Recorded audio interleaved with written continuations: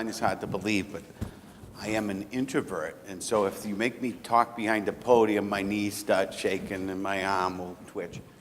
And I see a camera there. If the podium's up to here and I have no neck, it's not very pretty on the camera, right? But good morning, everybody.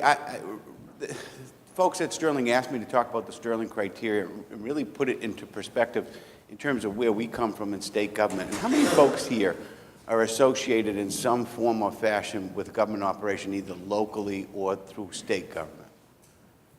A lot. And for those of you who aren't, how many contract with the state government?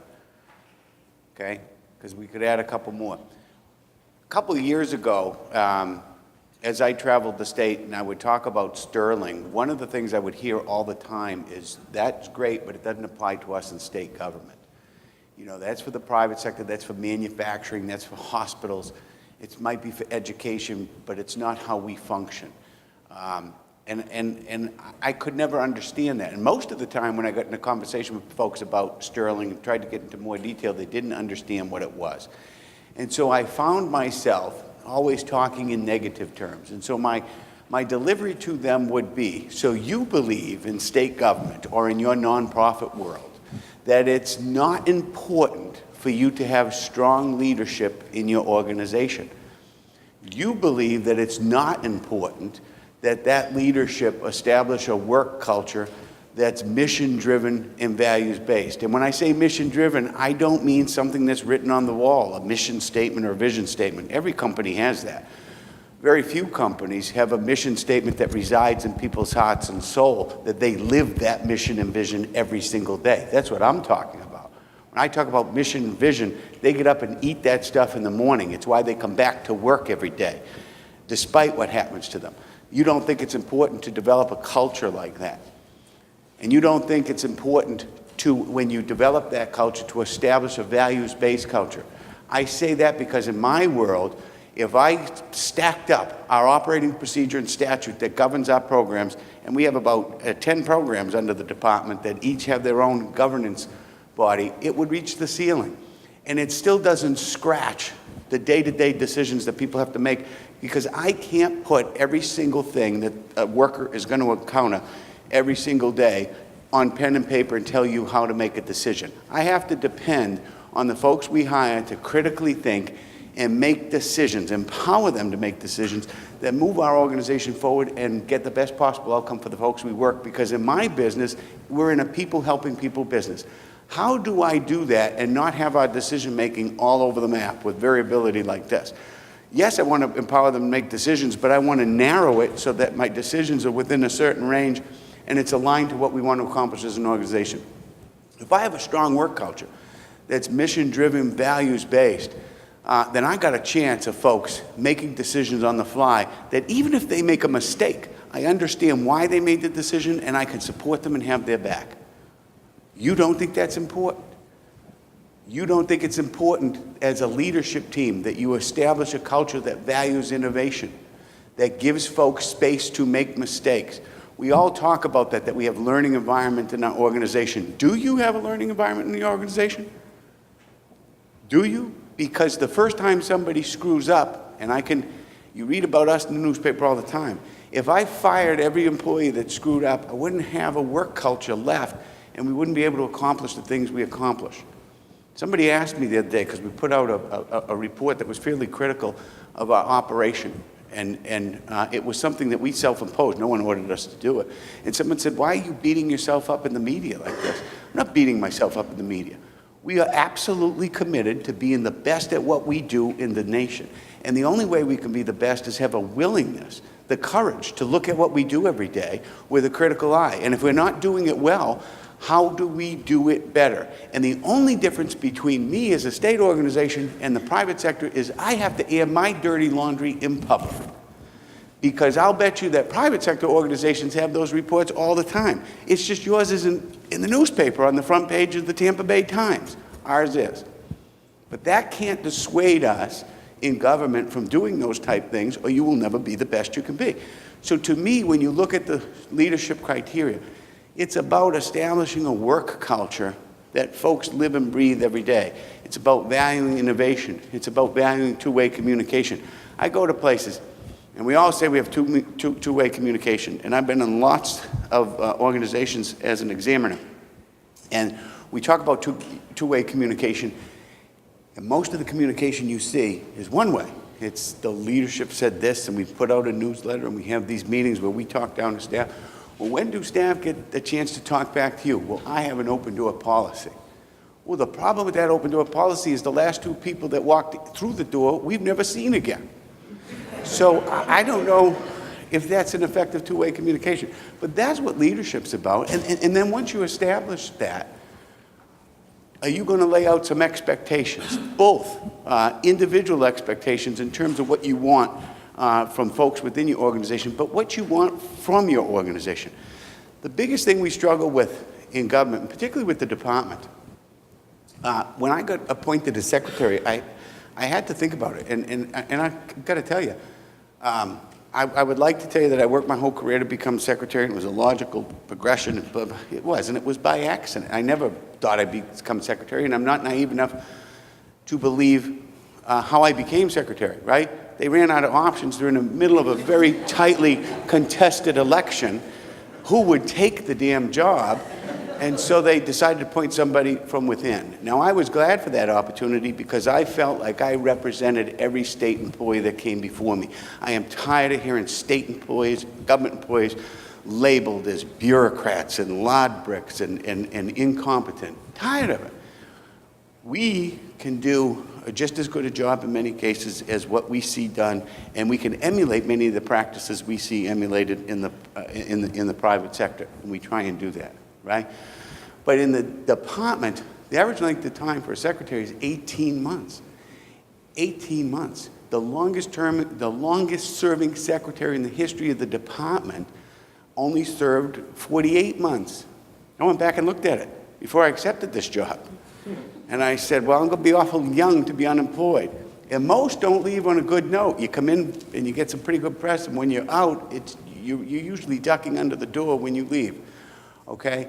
That's important because it impacts your organization. How on earth can you get a long-term vision and a plan in place when you have 18-month cycles that the leadership changes and you get a whole new work culture, whole new set of values, whole new vision? To me, a lot of what we have to do in government is recognize that you have to set expectations and you have to create a vision for folks, okay? And that's part of leadership. Once you have the vision, then you have to have a plan. So I say to folks, so the second part of Sterling is strategic planning. So you don't believe it's important in government to have a plan. Once you have this expectation, you establish a work culture, that you don't need a plan to get to where you're going to? You absolutely do. And when I talk to a lot of folks in state government, they say, well, we don't really do strategic planning because our cycle is year to year. We live through what the legislature does to us. That's absolutely untrue. The legislature does meet year to year, and sometimes they make changes in our programs that are significant, and they control our resources and budget. That's absolutely true. So we have to adjust every year based on what resources we have available to us. But most of the changes that are made at a legislative level, where do you think they come from? Where do you think those policy changes come from? They usually come from within the agency that's doing the work and said, hey, we need to change this. So we do have an opportunity to shift and shape where we want to be in the future, as long as you have a strong vision and you can get there. The other thing is we have to have short-term steps in order to get there, and we have to be able to get it down to a level where folks understand how they're connected to it. So I say that all the time. Have you ever been in an organization? Because I have, even within the department, well, we have the best strategic plan you ever saw. It's like a book. Problem is, once it's developed, it gets put on a shelf and no one ever reads it. And to me, in state government, what I say to folks is, so you think it's important that we go through that planning process, but you don't think it's important that we get it in some form or fashion so that Joe Blow, who's on the front line every day, understands what he's doing today, how it impacts what he's going to do tomorrow, and what the expectations are down the road for where that's leading us to. Because if you can do that, you've got a much better chance of keeping people on track. And even if the person who happens to sit in this role of the secretary leaves, you have a chance to institutionalize some of the changes you make because the plan you develop is pretty solid, and nobody wants to recreate the wheel every time, okay? So, and that's not important. I ask folks, there are category that you go to in Sterling is customer focused. So it's not important in government that you understand what your customers want. That it's not important that you're not able to listen to the folks that you serve and understand what their issues are. To me, that's kind of laughable, because what we do, particularly you look at what we do in child welfare, we have a family that comes to us that's in crisis. We're supposed to be working to identify what is going on in that family, and we're supposed to be putting an intervention plan in place that changes the behavioral patterns of that family in the short term, but creates sustained change over the course of their lives, that those sustained changes actually get passed down to their kids. That's the real goal of what we do in child welfare. How can you do that if you're not listening to your customer and you don't understand where they're at and what their issues are? In our access program, where we determine eligibility for public assistance, the feds tell us that we have to approve a food stamp or a Medicaid case, well, food stamp and cash case within 30 days. We have 30 days to do that. But I say to our folks, what happens to the mom who's in a domestic violence situation, who shows up at our doorstep on Wednesday afternoon before Thanksgiving, has no money, no place to go, and she's got 3 kids in tow, and she needs food? Do we tell her, the feds say we have 30 days to approve your case? That's crazy. Her expectation as a customer is totally different than what we've been handed down as an outcome for our program. And so for us in state government, if you don't think it's important to understand what the expectations of your customer is versus the expectations that your key stakeholders lay down for you, for us, the federal government, our state government, and some of our other key stakeholder groups that we work with, and you're not able to balance those things and get to a place where your process meets the needs of both, then you're going to constantly be you're going to constantly have problems, right? And so, to me, it's critically important that you understand what your customers' needs are, what your customer requirements are, and how those requirements are changing, even within state government. And the better you are at it, the more proactive you can become in dealing with the legislature and making some of the changes you need to make that will keep up with the changing requirements of the customer base that you deal with. Otherwise, you're reactive. The thing becomes a crisis, and then it blows up. And when it becomes a crisis, you lose control of the situation at state government because somebody else solves the problem for you. And a lot of times it solves the immediate problem, but it brings unintended consequences because it's not always well thought out. Okay? And so so when folks say to me that doesn't matter in government, I don't know how you can say that. Category 4 is about information analysis. So you don't think it's important in government that we have measures that are meaningful, that we don't have in-process measures that begin to predict, so we're not always looking at and reacting to lag measures, but we're upstream managing in-process measures and we're driving outcomes. You don't think it's important in state government that we move from retrospective review to prospective review of data, and we begin dabbling, much like the private sector has, in predictive analytics. And when I say predictive, I hate that word predictive because we deal with people.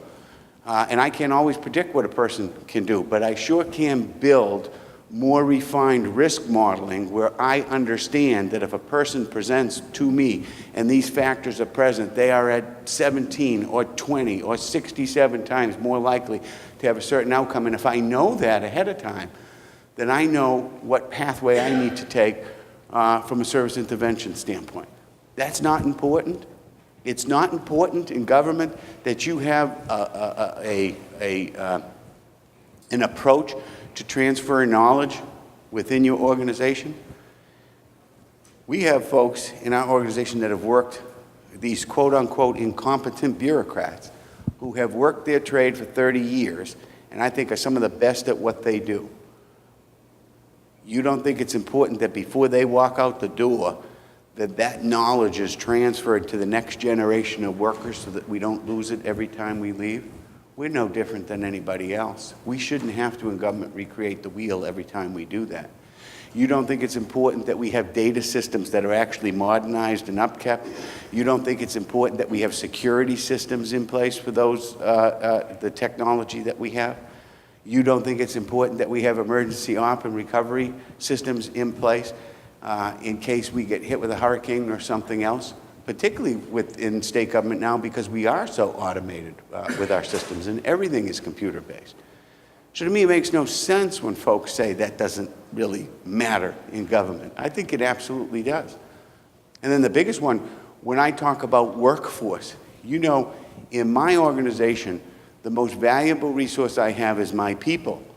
And I know a lot of organizations say that, but you can use any metric in my organization and it comes back to people. I'm in the people helping people business. When we're successful, it's because I got somebody knocking on a front door that goes through that front door, engages the family, determines what's up with that family. Or I have a person who's making $9 an hour at a state hospital working with patients who are not guilty due to insanity or they are incompetent to proceed. And they've been charged with murder, mayhem, rape, you name it.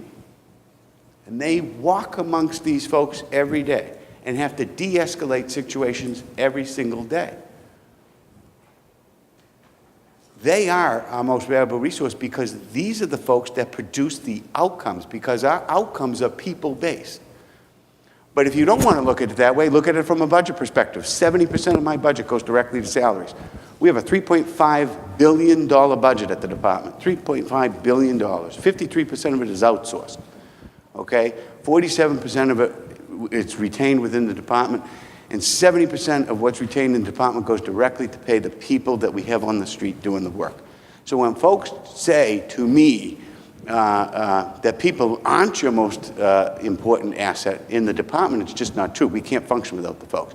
Now, if that's true, that people are our most important asset within the department, do you think it's important that we listen to them when we're designing our work systems, because they're the ones out in the day busting their butt doing the work? Should we be listening to them in designing our work processes in a way that makes sense to them so that they can work efficiently, effectively, and get the best possible outcomes for their folks? We absolutely should. Should we have a way to support and train them? In my organization, we have 4 core competencies as an organization. One is we have to be, and I'm not talking about individual employees, I'm talking about organizational competencies. As an organization, we have to be systems thinkers. We have to understand how all these systems touch, how they intersect. We have to be able to problem solve when there are issues, okay? The second one, we have to be, I call it vendor management. It's not contract management, it's relationships, because the last secretary who tried to treat our partners as though they were simply a contract in with us. The fact of the matter is, if 53% of the business that we do is done indirectly through contracts, it doesn't change the fact that the department is still responsible for the outcomes of those folks. And so it's incumbent upon us to have the relationships with those organizations that do that work to make sure that we're aligned in terms of where we want to go, okay? So it's more than managing a contract, it's about managing relationships in a very difficult environment, okay? And lastly, we need folks who have very strong data analytics, can see the big picture, because as an organization, that's where we have to be. We're moving from retrospective to prospective views of data. That's where our system's moving to. We have to have that organizational competency to succeed in the future. That means my folks, when they come to us, have to have these skills. Because if my folks don't have these skills, how on earth as an organization are we going to have that competency? Okay? So I have to be willing to invest in my employees to get them those skills. And that's not always easy in government, because the first thing you cut in government when things get tight is you cut training, you cut development, and it's the life's blood. It's what makes it so difficult to sustain success in government over long periods of time, okay? But we have to make that commitment. Do you think it's important that we support our folks? We have a turnover level in the department. Would that surprise you? That folks who work in state hospitals among the population that I talked about that make $9 an hour, that sometimes they don't stay very long? or that a CPI who's on call 24 hours a day, 7 days a week, who works in an environment that is characterized by uncertainty, where you make decisions impacting someone's life every single day. Some of those decisions, many of those decisions turn out to be good decisions, although you never see the fruit of your labor, because when that family turns a corner, we don't ever see them again. So you don't see the good stories. But boy, if a decision is made that's not and it may even be a good decision, because sometimes we make a good decision, but we don't get the outcome that we want. You hear about that and you see it, and it has an impact, and it stays with you. It impacts you for the rest of your life. So do you think it's important in our organization that we have a way to support our folks through that? Because if I don't, I'm not going to have anybody left to do the work. Do you think it's important when you design your systems that you have a way to process manage your systems and align that to your measurement system? And as you manage your processes, we're just like everybody else. Our core processes, we work very hard at establishing our core processes and understanding what those in-process measures should look like. We don't work as hard at some of our support services. And if you go out to the field, some of our folks will jump up and down, you know, at some of the support services they receive. We have to do better at that. But if you don't agree with the Sterling criteria, then you don't think that's important. To me, that's crazy. And so we have work to do, I think, when we go out and we talk to governmental agencies or nonprofits who work with government agencies about the criteria, because to me, this is about quality management, it's about systems thinking, it's about data analytics, it's about relationship management, it's about understanding your processes, the importance of how you design and manage those processes. And ultimately, if you do that, we are all judged, whether you're in the private sector or the public sector, you're all judged in the end by the results you get. Because most of the time, when I go out and meet with folks or talk with the legislature, we don't spend a lot of time talking about process unless there's a result that's really, really off. And then they want to know, why is it off? And then you get into the weeds in terms of what that process is. But if your outcomes are at a good level, we virtually have no interaction with folks in terms of what our processes are or our leadership. No questions on our strategic planning process. No one showed up to my door and said, let me see how the department does strategic planning. It doesn't happen. Okay, that's transparent to everybody. But folks will show up at the door and say, look at what's happening to this segment of the population that you serve, and we're not happy with the outcomes that you're getting. Okay? And that's why, by the way, if you undergo a Sterling assessment and you look at the scoring, most of the score is loaded up in the results section, right? You can be really, really good in process, but if you don't have the results, you won't win a Sterling award. And I equate that, I tell my folks all the time, we can be really, really good on process. I can make the best life jacket you've ever seen in all the prettiest colors you've ever seen. But if the stuff I put inside the jacket doesn't float, I'm not going to be in business very long, because my results at the back end are going to be pretty bad. As soon as I throw it in the water, it sinks like an anchor. Okay? That's kind of where we are, is getting our processes in place and then seeing what type of results you get. So I think this Sterling criteria, when you talk about it, leadership, strategic planning, a strong customer focus, information and analysis, your work systems and your work, and when I say work systems, I'm talking about your people and how you align and prepare your people to do the work they do, how you manage your processes, and then ultimately how you measure your results. And it's not just measuring results either. For us, one of the toughest parts in state government is going out and getting benchmarks. Right? We struggle just like the private sector does, because what sets you apart as a benchmark is your ability to understand what benchmark level performance is. And so we are constantly going out looking for comparables in our state hospitals. And Lord knows the Tampa Bay Times just won a Pulitzer Prize writing about our state hospitals and about level 2 assaults, where one person beats up another person. Okay? And one of the things I wanted to find out there was we have got to improve. We have to improve because it is unsafe for the patients that we're serving. It's also unsafe for our staff that are working there and have to intervene in that. So how can we do it better? But when we went out and tried to get national data, there was no national data. There's no national data on staffing levels, no comparables that we can use. We had to twist arms, and we finally got 29 different states to give us their level 2 assault data, with the promise that we wouldn't publish their name from where we got the data. But we got information from 29 different states. And when we got that data, as bad as we think we are, and as much improvement as we know we need to make, we were 4th best out of those 29 states. So to me, it put the problem into perspective, that yes, we're struggling, but so is everybody else, and we seem to be doing better with our struggle than most. Does that mean we don't have to improve? No. But going out and getting comparative data, even in state government, is important because you need to know where your benchmarks are. And I don't want you to think that the department and state, you know, I talk a lot about where our challenges are. We have some successes too.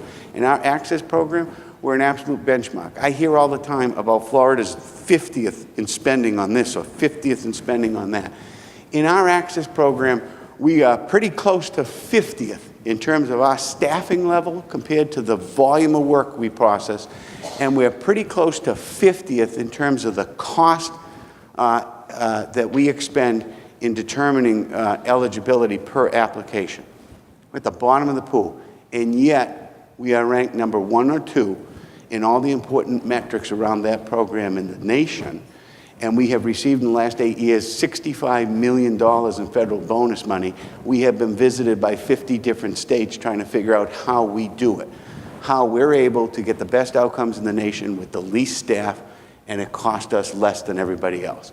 So when I see those comparisons from state to state where we spend X per capita on this population, that means nothing to me unless you put an outcome beside it, and then you show me how you're doing an outcome. Because I don't want to know how expensive your system is. I want to know how good your system is. And I need to know what your outcomes are. So even for us in state government, we need to know comparisons.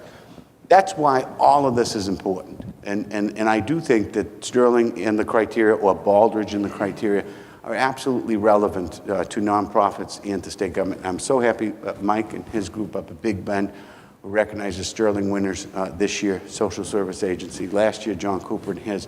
So we've had a couple that have risen to the top even in this process. And that's an exciting thing, and I think that's good news for the taxpayers of Florida.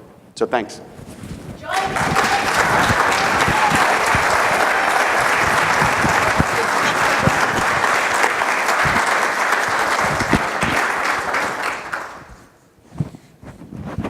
Take this for a second. We have time for 1, maybe 2 questions. Let's come this way. You bring this, and I want you to stand up there.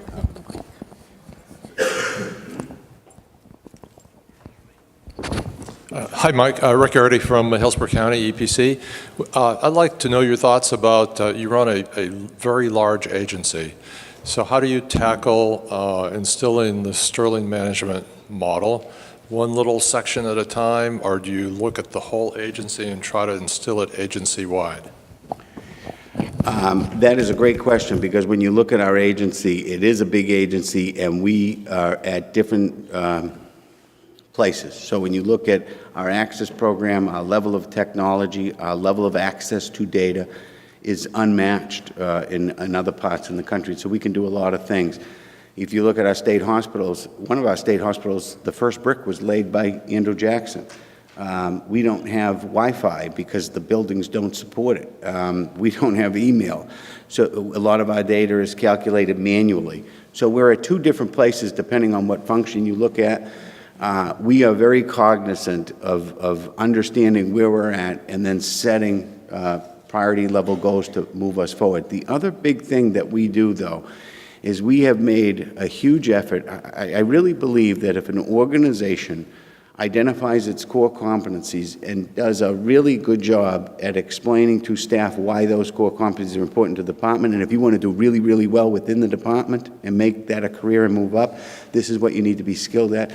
It has helped us, because if you go out there and look at the examiner board, the department has, I happen to sit on the judges panel, we have 1 master examiner out of the 9. 3 of the lead examiners in the state are from the department, and I swear to God, every 3rd name you see out there on the examiner board is a Department of Children and Families employee. So we have made a huge commitment across all programs to get them educated in terms of what the criteria means. We've also made an investment program by program in getting folks trained in Six Sigma.